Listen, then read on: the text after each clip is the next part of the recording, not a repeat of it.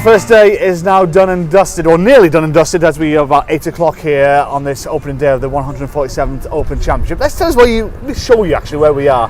This is our GolfPunk Clubhouse, and to see how close we are to the action, that is the main entrance here at Carnoustie. I'm showing how close we are to the sea. If Joe can just swivel around this way, and unfortunately you're going to see a couple of our squires here, in all fairness, we're going to give it a little bit of a wave. We're enjoying a little bit of the hospitality. That's how close we are to the links, close we are to the beach, and this is how close we are right now to my editor-in-chief, Mr. Tim Southwell, and the golf nurse, Rachael McQueen. Day one done and dusted.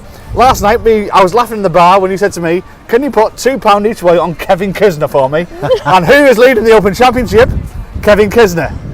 You get the opening salvo, your thoughts. Okay, thank you very much for that. Well, every major for the last 2-3 years, I've put a bet on Kevin Kisner. I don't know why.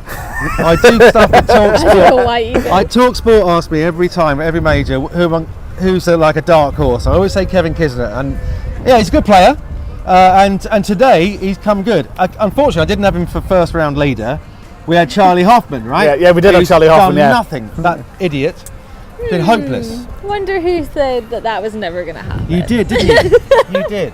Yeah. We didn't listen. No, you didn't listen. No. Yesterday on our preview last night, you did mention about Charlie Hoffman. You also mentioned Lee Westwood would do very well, and that prediction went a little bit southward. I said that he was my underdog. I said Justin Rose, and Justin Rose is still in the mix. So hang on a minute. You were quite bullish last night about Lee Westwood. You said this is it. Well, I've seen him on the range. He's pure in it. It's his time. That's what you said last night.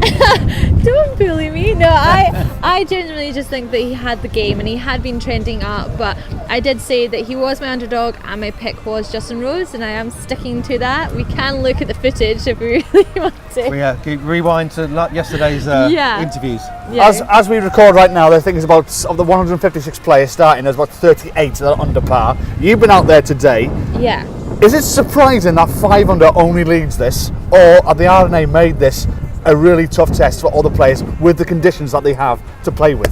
To be fair, like it is looking harder than it is. The guys I was out with today did struggle. It was very up and down, like bogey, birdie, couple of pars. Like there didn't seem to be many going to run it. There are some eagle chances out there for the longer hitters.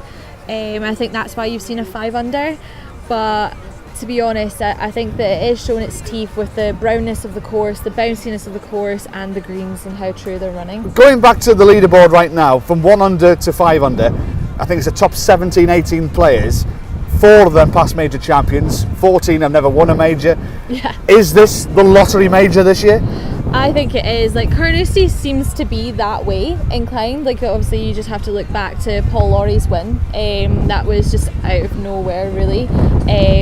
But you know, I think it is, Carnoustie is really hard to pick for.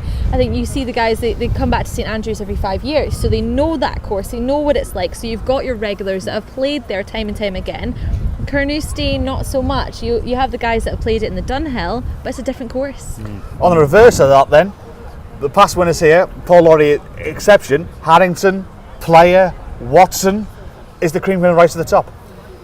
I have a sneaky suspicion, like I said to you yesterday, that a slightly random American is going to walk away with this, a la Todd Hamilton, or possibly less random than that. And obviously I'd be delighted if it's Kevin Kisner. I think it's going to be someone a little bit undercooked in terms of our thinking. You were Team Charlie Hoffman yesterday, and now you're Team Kevin Kisner. He's rubbish though. Do you change every single day? Now. Is that He's how it gone works? rubbish, isn't he?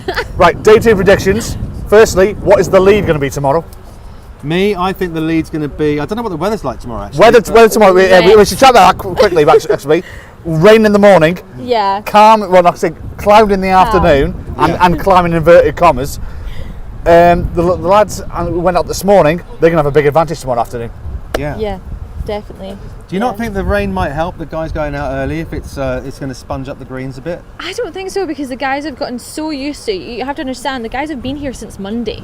They've played at Gullen last week, which was just as bouncy. So they're used to playing that kind of course. Yeah. So for the weather to soften it, it's going to completely change it. I can't wait. How good is the Open? It So is great. good. Right, back to my original question. What leads tomorrow night? I'm going to say 7 under. And the cut? You get the cut. putt. I think right now tied 70th is +2. And they usually say double that, don't they? Yeah, they usually do, but I think maybe like what, +3? I don't think it's going to move that much tomorrow. I think you're going to see 10 shot lead then, so there's 10 shots between -7 and +3. So That should set up actually a beautiful weekend. Hopefully the weather will stay as beautiful, but tomorrow we're getting the anoraks out. And I hope you will do too. Join us tomorrow evening. Till then.